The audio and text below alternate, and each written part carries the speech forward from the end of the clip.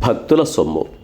ఒక శ్లోకంలో దాన్ని దుర్వినియోగం చేస్తే ఏం చేస్తుంది అనే దాన్ని వివరించారు. న విషం విషమిత్యాహు భక్తస్వం విషముచ్యతే విషమేకాకేనం హంతి భక్తస్వం పుత్రపౌత్రకం. నిజంగా లోకంలో విషం కాదు, భక్తుల సొమ్ము నిజమైన విషం. విషం వలన ఒక్కడే మరణించును.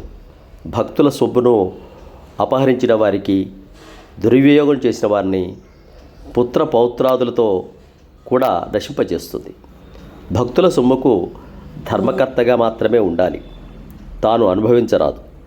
దైవ కార్యాలకు వినియోగించాలి. సత్యనిష్ట ఇందులో తప్పకుండా పాటించాలి. ఆ భక్తుల నుండి విరాళంగా వచ్చేటువంటి ఆ సొమ్మును మళ్ళీ దైవ కైంకర్యాలకు మాత్రమే వినియోగించాలి, కానీ ఇతరత్రా దాన్ని వినియోగించకూడదు. దేవాలయ వ్యవస్థలో భక్తుల కానుకల రూపంలో హుండీలో ఉన్న సొమ్ము దుర్వినియోగం చేసిన వారి వంశక్షయమవుతుందని ఈ శ్లోకంలో తెలియజేశారు.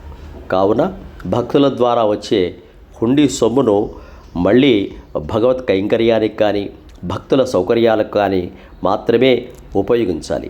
అలా కాకుండా ఇతరత్ర పనులకు ఉపయోగించినట్లయితే భక్తుల మనోభావాలు దెబ్బతినడమే కాకుండా భగవంతుని యొక్క మనోభావం కూడా తమకు సమర్పించిన భక్తులు సమర్పించిన కానుకలు ఇతరత్రా వినియోగిస్తున్నారే అని కినుక వహించి వారి వంశక్షయం కూడా జరుగుతుంది అని మనం అనేక ఉదాహరణల ద్వారా తెలుసుకోవచ్చు.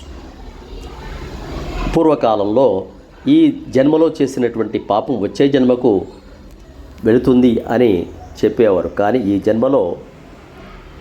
జన్మలో చేసిన పాపాన్ని ఈ జన్మలోనే అనుభవించవలసి ఉంటుందని ఈ శ్లోకం తెలియజేస్తుంది.